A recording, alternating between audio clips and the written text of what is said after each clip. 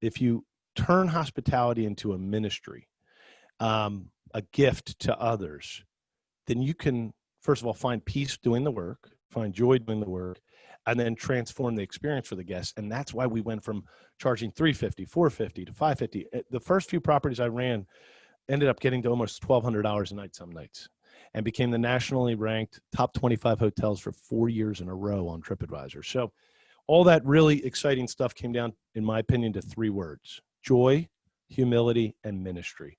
And if we teach our staff to find joy in this type of work, and we appreciate them, and we meet every single week and go over this, and it's not just me anymore, we teach it every week. And those 3 core values have made us a top ranked hospitality company.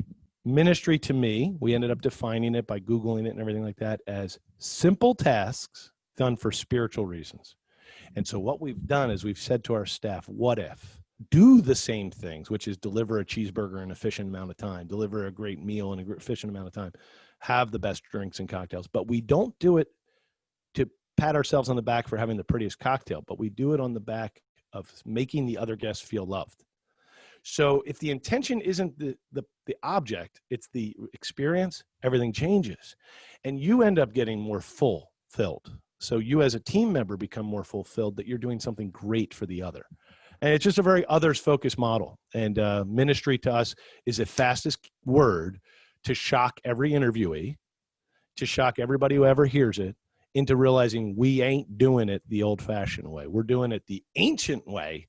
I mean, what failures did you experience to get to this level that you just, what you just produced right now is incredible. So talk to me. I would say we got kicked in the gut that first year, and I couldn't understand why grandma from New York and Vinny, her son, would F-bomb me like crazy when I was the makeshift restaurant manager those first months and year.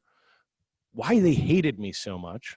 And then the next night when our chef showed up, why the other Vinny, Anthony, and Sally hugged me, kissed me, and told me I should come to New York and see him. So one night we perform well, and I'm loved and hugged. The next night we perform poorly, and we're loathed. And Vinny's telling me I ruined his grandma's birthday party, and how could I do that, and I shouldn't be in business, and I'm a scum. And it was because we were struggling through operations that first year, right? So what I took from that, and I mean a lot of hurt nights, like a lot of stress, was something special happens in hospitality. And if you screw with it, people will hate you. And if you do it right, people will love you. And I thought to myself, this is different than normal economics. Go to Rite Aid today and have a bad purchase of gum experience, and you're not going to loathe those people. You're just going to be like, I hate Rite Aid. But if you come to a hospitality experience and we don't treat you great and you feel disrespected, you will loathe us and want us to be closed. And you'll probably want me to go bankrupt.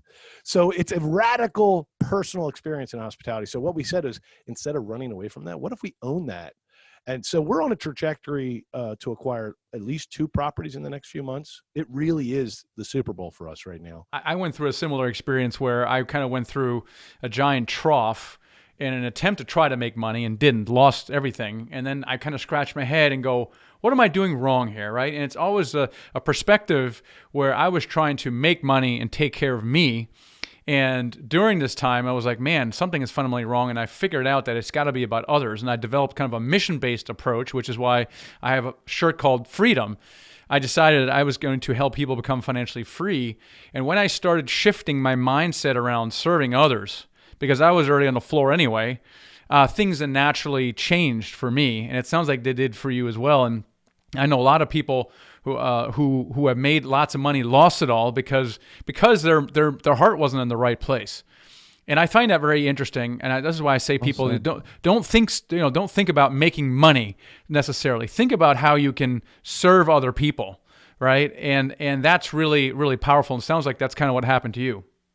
But what about the fundraising part, right? Is the fundraising part the afterthought, or does it also have to be respected and cherished?